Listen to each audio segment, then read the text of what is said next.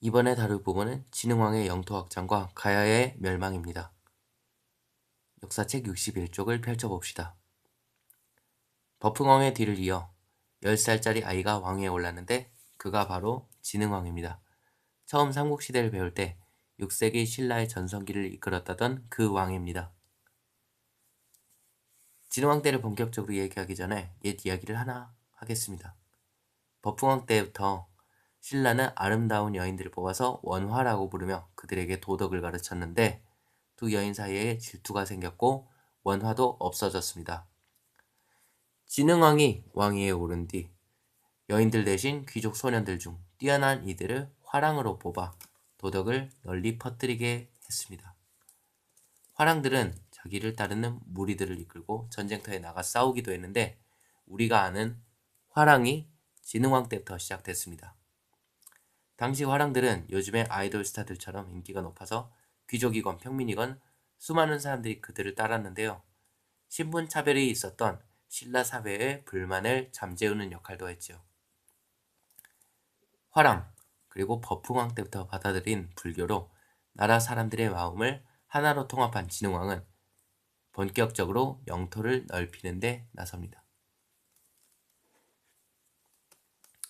그리고 당시 가장 중요한 지역 중 하나였던 한강 유역에 눈독을 들입니다.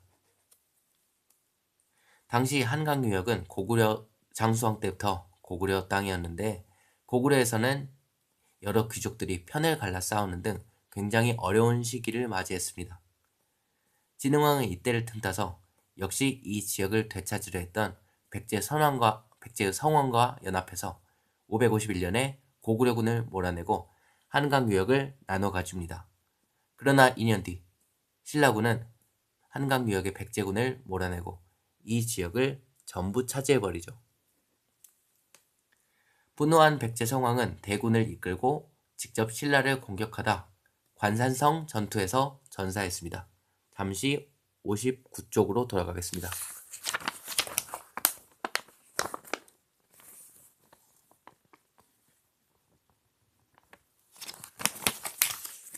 다시 61쪽으로 넘어오겠습니다.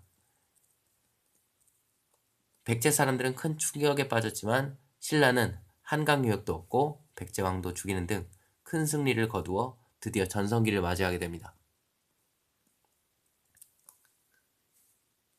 책 63쪽을 펼쳐서 이번엔 잠시 가야를 살펴보겠습니다.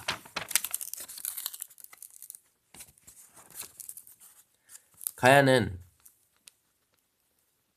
변한 땅에 세워진 나라로 김해김씨의 시조인 수로가 세웠다고 전해집니다. 여러 나라들이 동맹하고 연합하여 만들어진 연맹왕국의 큰 나라였으며 그 땅에서는 농사가 잘 되고 철이 많이 나왔습니다. 하지만 가야는 백제와 신라 사이에 끼어있던 데다 여러 왕국들로 나뉘어 있어 힘을 하나로 모으기 어려웠습니다. 그런 가야의 첫 중심 나라였던 금광가야는 광개토왕의 침입으로 크게 약해졌습니다.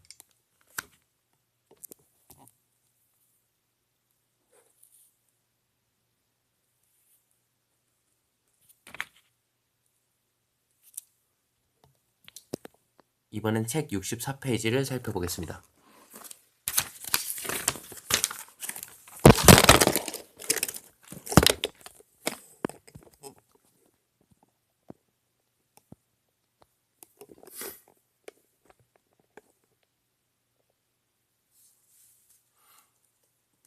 그 뒤 가야의 중심은 경북 고령의 대가야로 바뀌었습니다. 신라의 진흥왕은 이 대가야까지도 정복하면서 가야 전체를 신라 땅으로 만들었습니다.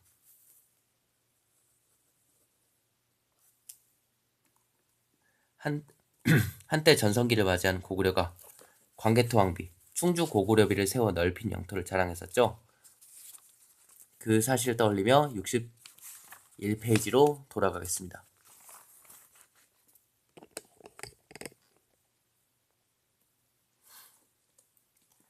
신라의 진흥왕도 새로 얻은 땅 곳곳을 직접 돌아다니며 지방 사람들의 민심을 살폈고 이를 기념해서 한강 유역의 북한산 순수비를 비롯한 수많은 순수비를 곳곳에 세웠습니다. 책 61쪽 아래쪽을 살펴보십니다.